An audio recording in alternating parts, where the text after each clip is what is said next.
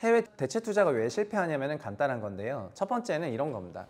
해외 유명한 대체 자산 운용사들이 한국의 투자자들을 설거지를 원하는 경우가 많이 있습니다. 이거를 포장을 하는 거죠. 좋은 상품이라고. 근데 들어가는 상품도 어떻게 들어가냐면은 앞에 선순위가 있고 후순위도 후순위 1, 2, 3, 4 쭈르륵 있는데 후순위도 뭐 3번, 4번으로 들어가니까 뒤로 가면 갈수록 이익은 커지지만 위험은 커지거든요. 그래서 요즘처럼 주택 오피스 시장 조금만 나빠지면은 그냥 다 청산되는 거예요.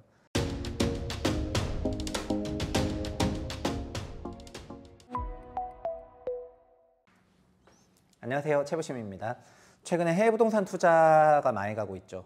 일단 최근 기사들을 보면은요, 전액 손실난 독일 부동산 펀드 투자자가 투자 위험 등급이 5기가 됐다면서 소위 지금 소송을 하고 있습니다. 난리가 나고 있는데요. 이게 무슨 내용이냐면은 독일의 트리아논 빌딩이라는 그런 펀드가 있습니다. 이 펀드는 이지스 글로벌에서 만들었던 펀드를 KB가 팔았는데 KB 포함해서 하나은행 등 14곳이 팔았습니다. 2018년 10월에 팔았어요. 근데 여기를 보면은 소위 금액이 커요. 이제 공모펀드, 사모펀드 해서 3,750억에다가 현지 금융기관 대출 5천억을 해가지고 9천억 가까이 만들었던 거거든요. 근데 이게 이지스가 운용사인데 이지스 글로벌 부동산 229호 펀드가 독일 프랑크푸르트 소재한 트리아논 빌딩에 투자했다가 자금 조달 리파이낸싱이 안 됐습니다. 18년에 투자한 건데 그러니까 지금 리파이낸싱이 안 됐고요. 25년 1월 10일 공시에 따르면은 펀드 기준가가 빵원이 된 겁니다. 부채 총액이 자산 총액을 넘어섰어요. 그러니까 자산가격이 너무 내려간 거죠. 건물 가치가 빠져가지고 부채는 이만큼 있는 건데. 독일에 있는 관련 법인은 24년 12월 13일에 도산을 했고 자산 가치가 선순위 대출 잔액을 크게 밑돌기 때문에 이제 거의 배당금을 거의 받을 수 없는 그런 상황이라는 것입니다. 근데 개인 투자자들이 지적하는 게 뭐냐면은 펀드 위험 등급을 임의로 하향해서 표기했다라고 하는 거예요. 이지스에서는 이 펀드를 원래 런칭을 할 때 투자 위험 등급 6등급 중 가장 높은 1등급 매우 위험이라고 했는데 이제 국민의 KB에서 팔 때 매우 높은 위험이 아니라 그냥 높은 위험으로 5 기재를 하고 자필로 작성을 하게 한 겁니다. 그래서 이제 한별 변호사죠. 이는 민법상 전형적인 표시착오의 문제인데 계약 취소 사유가 된다. 설령 고의성이 없더라도 중과실로 중요 사항에 거짓 표시를 한 거기 때문에 불법 행위에 따른 손배소가 명확하다. 약간 이렇게 얘기한 거거든요. 그래서 내용 증명에는 일부 의뢰인 서류 중에는 유관사항으로도 명백한 판매 직원의 서명 위조도 발견됐다. 이런 내용이 있습니다. 그 문제가 된 거는 또 국민의 이걸 팔 때 고위험 펀드 팔 때 고령자 대상 KB 시니어 특화 상품 시리즈로 팔았다는 거거든요. 펀드 투자 구조상에 현지은행에 선순위 대출이 있기 때문에 자산 가격 하락 시 후순위 투자재 위험이 가중된다. 이 내용은 좀 이따 말씀을 드릴게요. 이게 끝이 아니죠. 하나에서는 최근 미국 나사 펀드 반토막이라는 건데 반토막난 하나 대체로 나사 펀드가 이제 청산 위기라고 하는 내용입니다.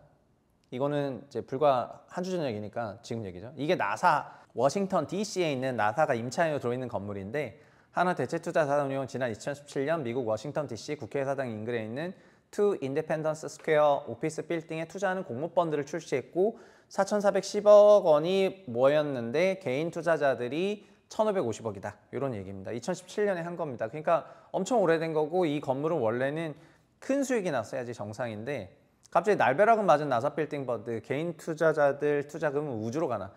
나사 본부를 대체할 새로운 임차인을 당장 구하기도 어려울 것으로 예측된다. 최근 워싱턴 DC 오피스 시장이 팬데믹 이후 좀처럼 침체 회복을 하지 못하고 있기 때문이다. 이렇게 되어 있습니다. 그래서 갑자기 이게 놀리는 건지 블랙홀을 둘러싼 주황색 강착 원반에서 강력한 제트가 분출된다고 해서 가지고 지금 이게 투자금의 원금이 우주로 꽂혀 들어가는 그런 그림을 그려놨죠. 와, 나 진짜 이 감성을 이해를 못하겠습니다. 자기 원금이 우주로 간다. 약간 이런 개념인 것 같아요. 감독당국의 그 자료들을 보면은요, 해외 투자 잔액이 55.8조 원이고 부실화가 2조 6천 이상이다 이렇게 얘기를 하고 있는데 전체 55조 중에서 40%가 오피스에 집중돼 있고 우리나라가 어디 투자하냐? 주로 FTSE에서 정하는 선진국 위주로 투자를 하고 미국에 제일 많고 그 다음에는 이제 유럽이거든요. 일본에는 거의 투자를 안 합니다. 한국 기관 투자자들이. 그래서 미국에서는 왜 망하고 있냐면은 코로나 팬데믹 이후에 재택이 너무 많아지면서 공실이 폭발했죠. 공실이 이제 빵 올라가다 보니까 건물 가격에 박살이 났습니다. 그런데 이것도 우리가 투자한 것이 소위 대출에서도 선순위라면은 그러면은 리스크는 적지만 선순위로 인해 가지고 어느 정도 디펜스를 할 수가 있을 건데 저희는 다 후순위로 투자하기 때문에 우리보다 앞순위에 있는 사람들이 그냥 EOD 신청을 해버려요. 그러면 후순위는 그냥 죽는 거거든요. 이런 방식으로 많이 죽었습니다. 해외 대체 투자가 왜 실패하냐면 간단한 건데요. 첫 번째는 이런 겁니다. 해외 유명한 대체 자산 운용사들이 우리나라한테 한국의 투자자들을 설거지를 원하는 경우가 많이 있습니다. 이거를 포장을 하는 거죠. 좋은 상품이라고. 그래서 국내 대체 자산 운용사들이 외국에 있는 주력 운용사들이 갖고 오는 그 상품이 엑싯이 되는데 1차 엑싯을 우리 자금으로 해주는 겁니다. 근데 이것도 다 같이 올라갈 때는 그래도 그 이후에도 올라가기 때문에 또 자기네가 팔 때 또 좋게 팔면 끝나는 건데, 근데 들어가는 상품도 어떻게 들어가냐면은 앞에 선순위가 있고 후순위 1, 2, 3, 4 쭈르륵 있는데 후순위도 뭐 3번, 4번으로 들어가니까 뒤로 가면 갈수록 이익은 커지지만 위험은 커지거든요. 그래서 요즘처럼 오피스 시장 조금만 나빠지면은 그냥 다 청산되는 거예요. 그래서 왜 청산이 되냐면은 대출로 들어간 게 아니라 후순위 대출로 들어가다 보니까 자본 가치가 너무 낮아지면은 그냥 선순위 애들이 그냥 알아서 후순위 죽어라 이러면서 청산시켜버려요. 그래야 자기도 그거 팔고 엑시트하고 자기 돈은 받지 않습니까? 그런 과정에서 설거지 당하고 있습니다. 그래서 강세장에서는 버텼지만은 약세장이 나오니까 한 번에 무너지는 중이고요. 사실은 해외 대체 자산 운용하고 있는 국내의 많은 기관 투자자들이 2024년 말을 기준으로 와해가 됐습니다. 거의 이쪽 씬이 그냥 다 죽었어요. 그래서 해외 대체 자산 운용하던 사람들이 지금 뭐 회사가 그 부서를 없애거나 완전 위축시켜버리는 경우가 많이 있고요.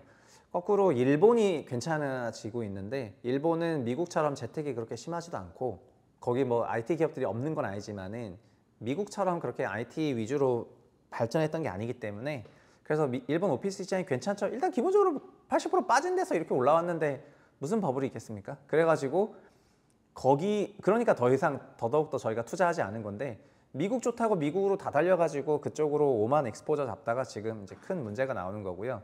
이번에 특히 KB 같은 경우에는 그 과정에서 숫자 5기도 있었잖아요. 숫자 5기도 생각해 보면은, 그래서 저는 해외 대체 자산을 매입을 할 때 정말 조심하셔야 된다고 생각하는 부분들이 존재하고요. 특히 아무리 이름 있는 네임밸류가 있는 그런 데서 받는다 하더라도요, 그게 설거지라고 한다면은 내가 뭐 어떻게 할 수 있는 게 전혀 없거든요.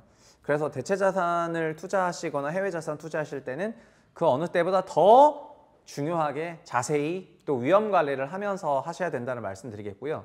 수익에만 눈이 멀어가지고 리스크를 보지 못하는 그런 거를 안 하셨으면 좋겠고, 그리고 우리 개인들에게는 이런 해외 대체 자산이라는 게 그냥 상장된 리츠 사시는 게 훨씬 좋다, 이렇게 말씀드리겠습니다. 왜냐하면은 이런 특정 개별 물건은 결국은 어떻게 문제가 나오기 직전인 경우가 좀 적지 않아 가지고 이미 상장된 리츠가 많거든요. 상장된 리츠가 현금 배당을 주고, 리츠는 여러 건물을 다 갖고 있고, 그리고 우리나라 리츠는 설거지 리츠가 많지만은 해외 상장 리츠는 짱짱한 리츠도 많이 있습니다.